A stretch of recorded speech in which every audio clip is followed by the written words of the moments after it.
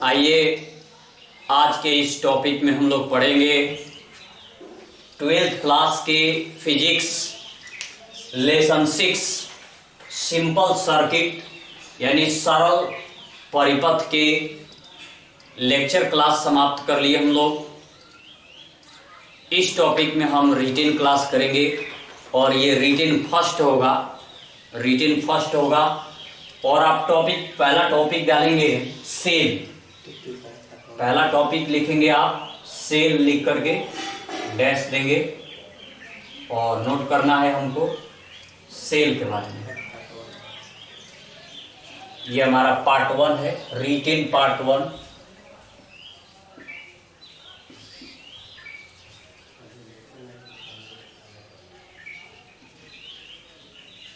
हो गया तो नोट करेंगे आप सेल। लिखिए सेल एक ऐसी युक्ति है, सेल एक ऐसी युक्ति है जो सेल एक ऐसी युक्ति है जो विद्युत ऊर्जा, जो रासायनिक ऊर्जा को, सेल एक ऐसी युक्ति है जो रासायनिक ऊर्जा को विद्युत ऊर्जा में परिवर्तित करके, विद्युत ऊर्जा में परिवर्तित करके दो चालकों के बीच, विद्युत ऊर्जा में परिवर्तित करके दो चालकों के बीच विभवांतर को, दो चालकों के बीच विभवांतर को स्थिर बनाए रखता है, विभवांतर को स्थिर बनाए रखता है, जिससे परिपथ में, जिससे परिपथ में, जिससे परिपथ में निरंतर विद्युत धारा, जिससे परिपथ में निरंतर विद्युत धारा प्रवाहित होता रहता है, निरंतर विद्युत धारा प्रवाहित होता रहता है, निरंतर विद्युत धारा प्रवाहित होता रहता है। पैराग्राफ चेंज करके लिखेंगे किसी सेल में दो छड़े अथवा, किसी सेल में दो छड़े अथवा प्लेटें होती है, दो छड़े अथवा प्लेटें होती हैं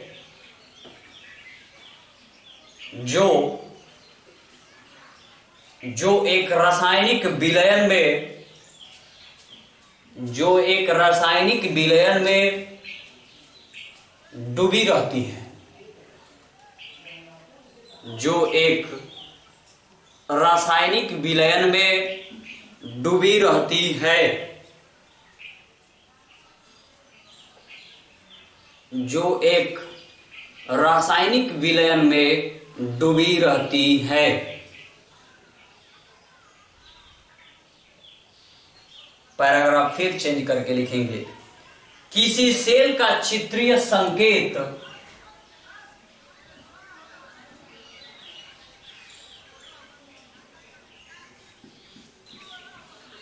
किसी सेल का चित्रीय संकेत, ये चित्र बना लेंगे और लिख लेंगे होता है।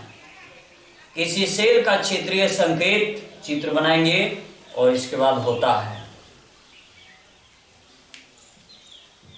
किसी सेल का चित्रीय संकेत, चित्र बनाने के बाद होता है। उसके नीचे जिसमें बड़ी लाइन, जिसमें बड़ी लाइन, जिसमें बड़ी लाइन प्लस को जिसमें बड़ी लाइन प्लस को तथा छोटी लाइन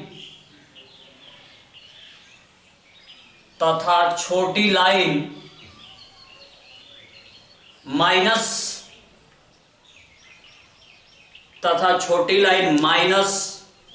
प्लेट को दर्शाती है। छोटी लाइन माइनस प्लेट को दर्शाती है।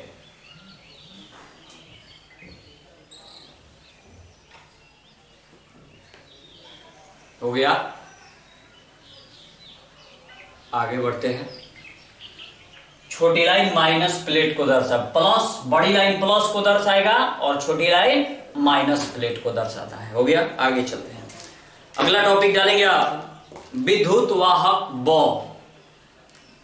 दूसरा नंबर विद्युत वाहक बॉल, इसको हम ईएमएफ बोलते हैं। EMF, electromotive force. नंबर 2 दूसरा टॉपिक डालेंगे आप विद्युत वाहक ball, EMF, electromotive force. Note करिए। चलिए डैश देकर लिखेंगे। जब परिपथ खुला हो,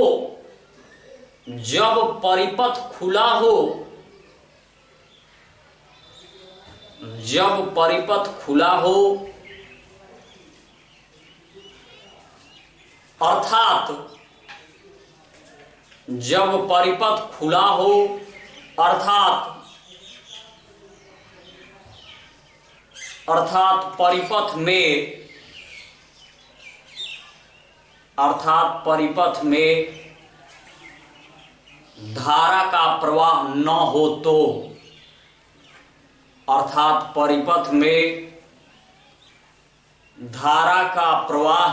हो तो, धारा का प्रवाह न हो तो सेलों के टर्मिनलों के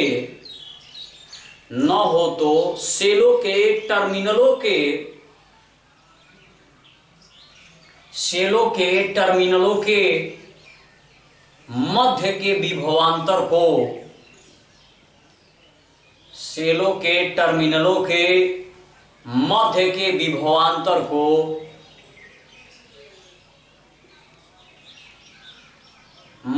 विभवांतर को विद्युत वाहक बल कहते हैं।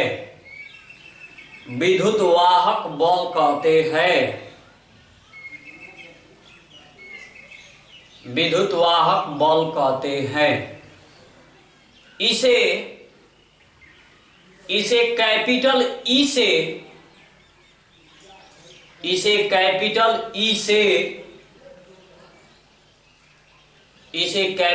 ई से सूचित किया जाता है।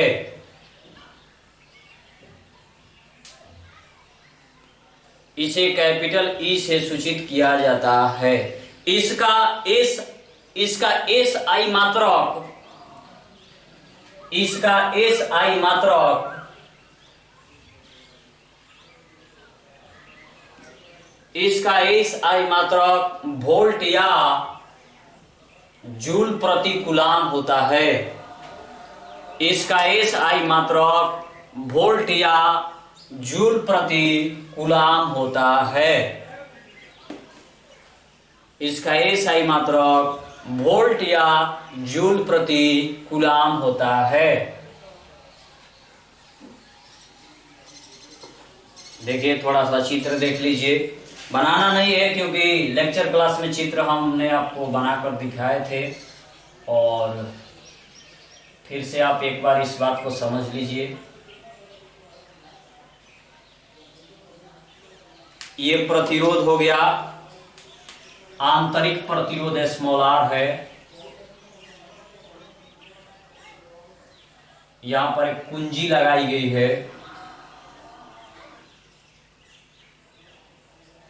और कुंजी के साथ एक बाह्य प्रतिरोध कैपिटल आर लगा है। ये बाह्य प्रतिरोध कैपिटल आर, ये प्लस लाइन, ये माइनस, ये आंतरिक प्रतिरोध स्मॉल आर, ये कुंजी के। और यहां पर मापेगा वोल्टता, विद्युत वाहक बल E।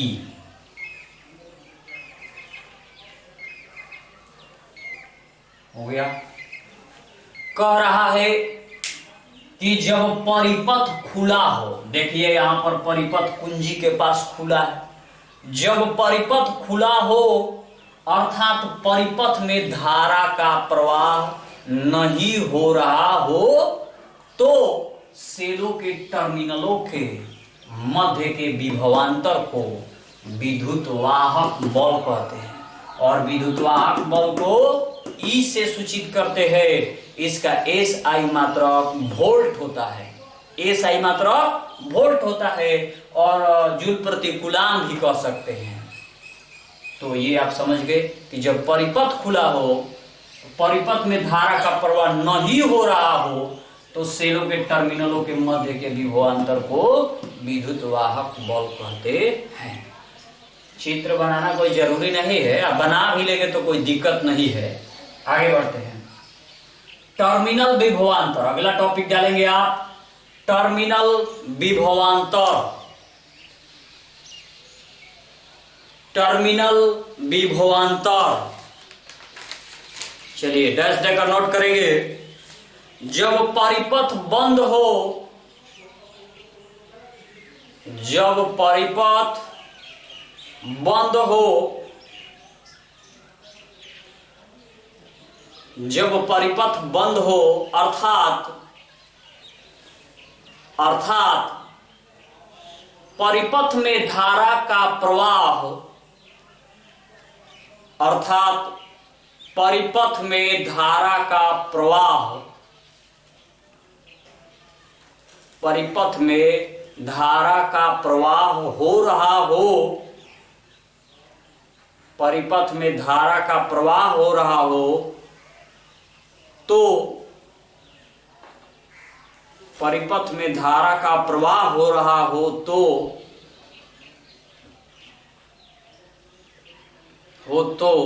सेलों के टर्मिनलों के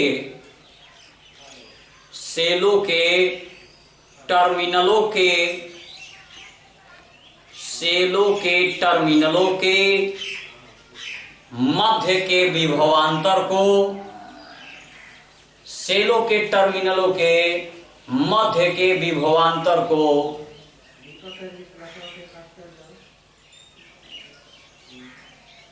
टर्मिनल विभवांतर कहते हैं।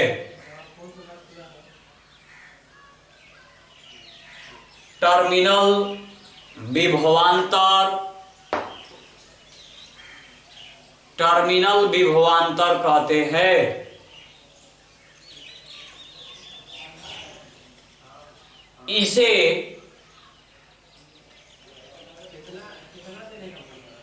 इसे कैपिटल V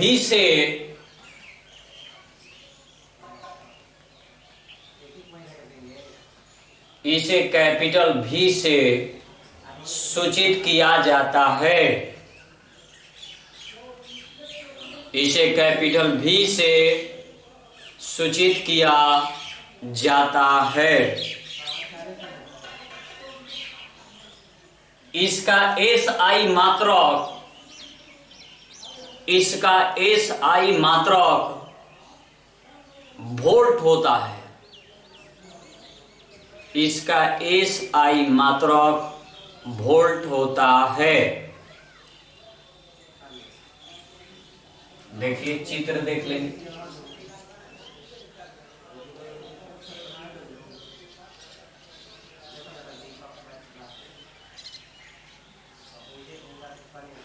हो गया। देखिए क्या कह रहा है चित्र में कि जब परिपथ बंद हो, या देख रहे परिपथ पहले खुला था अब बंद हो गया, मतलब परिपथ में धारा प्रवाहित हो रहा है। कहा गया कि जब परिपथ बंद हो अर्थात परिपथ में धारा का प्रवाह हो रहा हो तो सेलों के टर्मिनलों के मध्य के विभवांतर को टर्मिनल विभवांतर कहा जाता है। टर्मिनल विभवांतर को V से सूचित किया जाता है और इसका एस आई मात्रक वोल्ट होता है।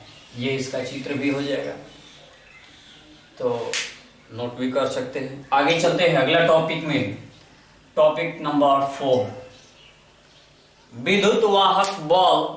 अगला टॉपिक डालेंगे विद्युत वाहक बल तथा टर्मिनल विभवांतर में अंतर। विद्युत वाहक बल तथा विद्युत वाहक बल तथा टर्मिनल विभवांतर में अंतर।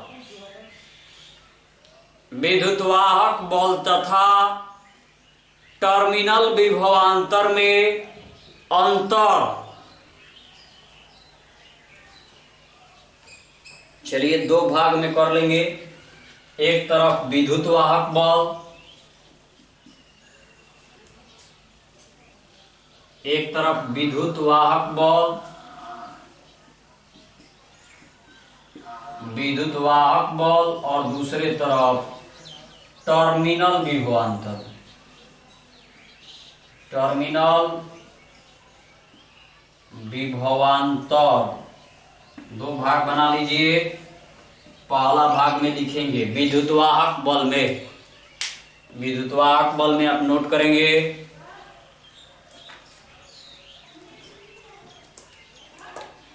चलिए विद्युत वाहक बल में लिखिए, जब परिपथ में धारा प्रवाहित नहीं हो रहा हो, जब परिपथ में धारा प्रवाहित नहीं हो रहा हो, जब परिपथ में धारा प्रवाहित नहीं हो रहा हो, तो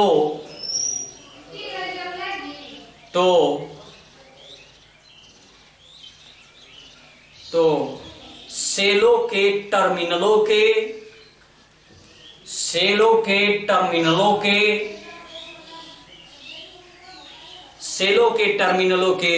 मध्य के विभवांतर को विद्युत वाहक बल कहते हैं। विद्युत वाहक बल कहते हैं। विद्युत वाहक बल कहते हैं। पहला हो गया इसमें पहला लिखेंगे, टर्मिनल विभवांतर में पहला लिखेंगे। लिखिए, जब परिपथ में धारा प्रवाहित हो रहा हो, जब परिपथ में धारा प्रवाहित हो रहा हो, जब परिपथ में धारा प्रवाहित हो रहा हो, तो धारा प्रवाहित हो रहा हो तो सेलों के टर्मिनलों के हो रहा हो तो सेलों के टर्मिनलों के मध्य के विभवांतर को, सेलों के टर्मिनलों के मध्य के विभवांतर को टर्मिनल विभवांतर कहते हैं। टर्मिनल विभवांतर कहते हैं।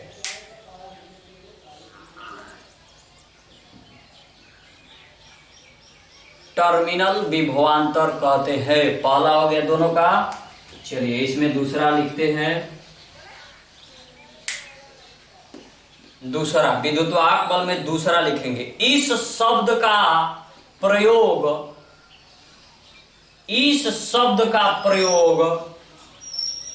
केवल सेल के लिए होता है।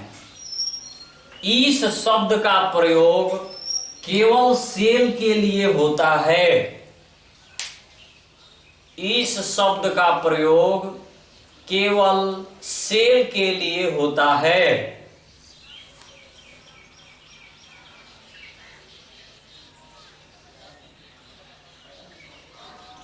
इस शब्द का प्रयोग केवल सेल के लिए होता है। अगला में नंबर 2, इसमें दूसरा लिखेंगे, इस शब्द का प्रयोग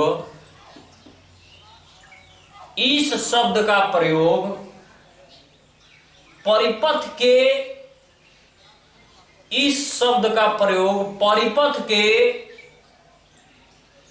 किन्हीं दो बिंदुओं के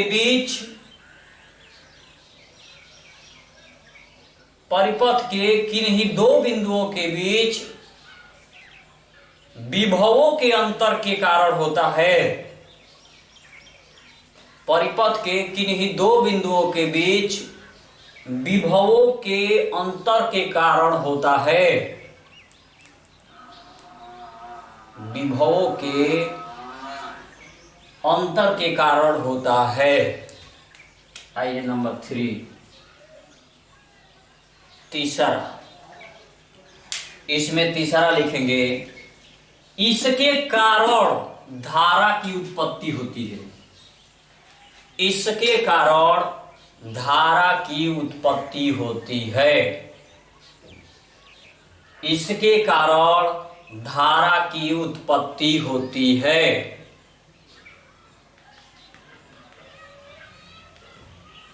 और इसमें लिखेंगे नंबर 3 में, नंबर 3 टर्मिनल विभवांतर में, धारा के कारण विभवांतर उत्पन्न होता है। इसमें लिखेंगे नंबर 3 में, धारा के कारण विभवांतर उत्पन्न होता है। धारा के कारण विभवांतर उत्पन्न होता है। हो गया। आइए नंबर 4, चौथा नंबर है, इसके कारण, एक मिनट, चौथा नंबर में आप लिखेंगे कि, हाँ लिखिए, यह चौथा नंबर, इसमें यह बाह्य प्रतिरोध के मान पर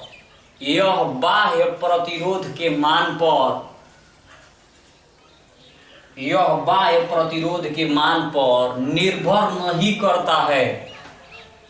यह बाह्य प्रतिरोध के मान पर निर्भर नहीं करता है। यह बाह्य प्रतिरोध के मान पर निर्भर नहीं करता है। हो गया। इसमें चौथा लिखेंगे, यह बाह्य प्रतिरोध के मान पर निर्भर करता है। यह बाह्य प्रतिरोध के मान पर, यह बाह्य प्रतिरोध के मान पर निर्भर करता है। यह बाह्य प्रतिरोध के मान पर निर्भर करता है।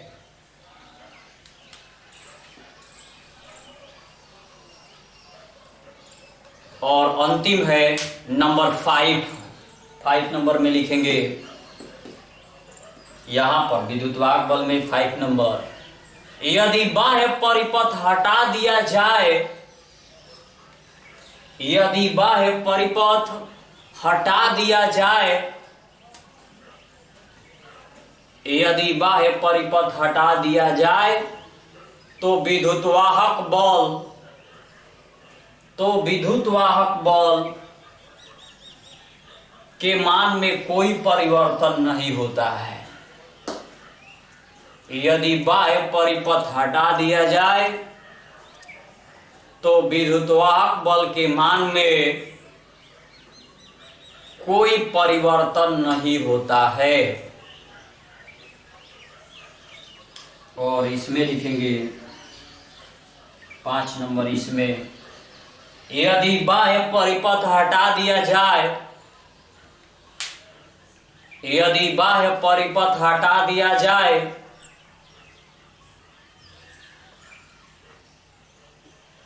यदि बाह्य परिपथ हटा दिया जाए तो टर्मिनल विभवांतर शून्य हो जाता है। टर्मिनल विभवांतर शून्य हो जाता है। यदि बाह्य परिपथ हटा दिया जाए तो टर्मिनल विभवांतर शून्य हो जाता है। हो गया? तो ये टर्मिनल विभवांतर शून्य हो जाता है। इस टॉपिक को हम समझ चुके हैं बिल्कुल अच्छे ढंग से, तो आपको कोई दिक्कत नहीं होना चाहिए। लेक्चर में भी हम लोग इसके बारे में बातचीत किए हैं, बहुत सारी इसके बारे में बातचीत हुआ है। आगे बढ़ते हैं अगले टॉपिक में, सेल का आंतरिक प्रतिरोध। अगला टॉपिक डालेंगे आप, सेल का आंतरिक प्रतिरोध। टॉपिक नंबर 5, सेल का आंतरिक प्रतिरोध। सेल का आंतरिक प्रतिरोध।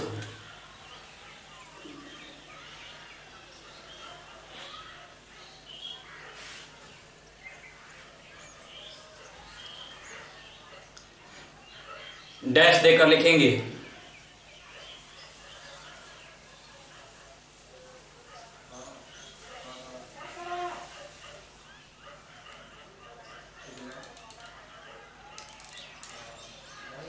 डैश देकर लिखेंगे। जिस प्रकार चालक तार में, जिस प्रकार चालक तार विद्युत धारा के मार्ग में प्रतिरोध लगाता है,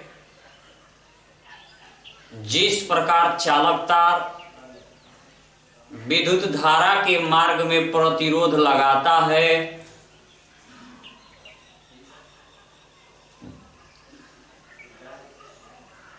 जिस प्रकार चालक तार विद्युत धारा के मार्ग में प्रतिरोध लगाता है, उसी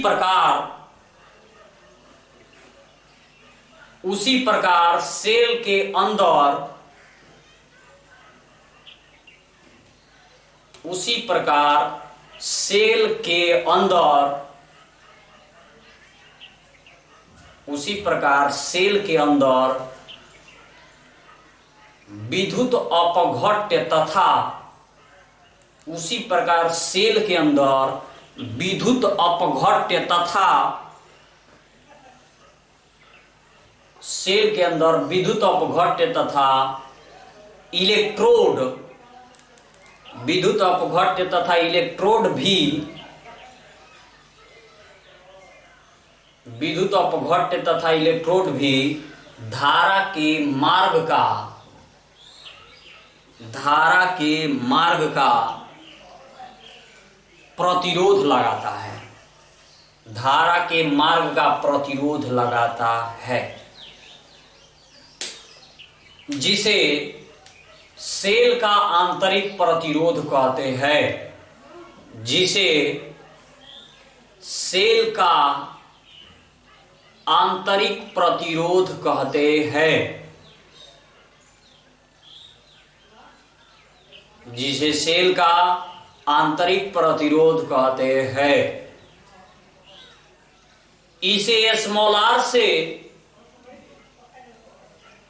इसे स्मॉल आर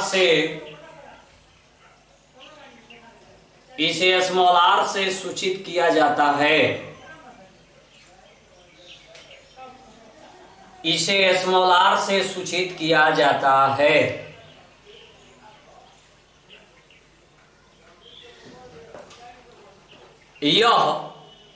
इसे स्मॉल आर से सूचित किया जाता है।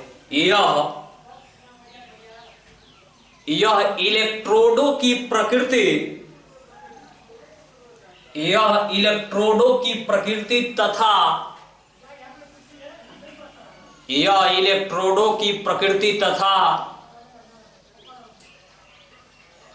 विद्युत अपघट्य पर,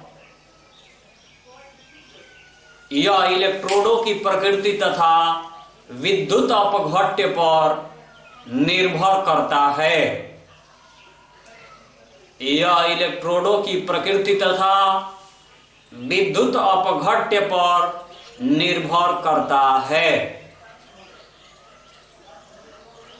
हो गया?